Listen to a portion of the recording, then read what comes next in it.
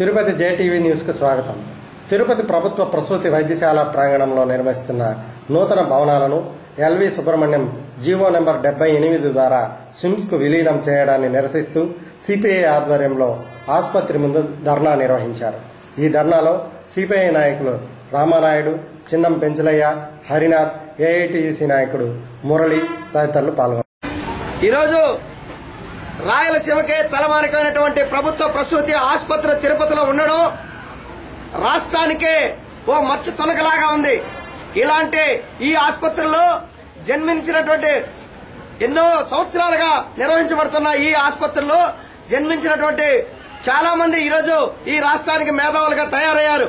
అలాంటి ఈ హాస్పిటల్లో ఉన్నటువంటి బెడ్లు సరిపోవని ప్రజాస్వామికవాదులు, రాజకీయ పార్టీలు, వివిధ ప్రజా సంఘాలన్నీ కలుసుకుని ఉద్యమాలు చేసిన మీదట కేంద్ర ప్రభుత్వం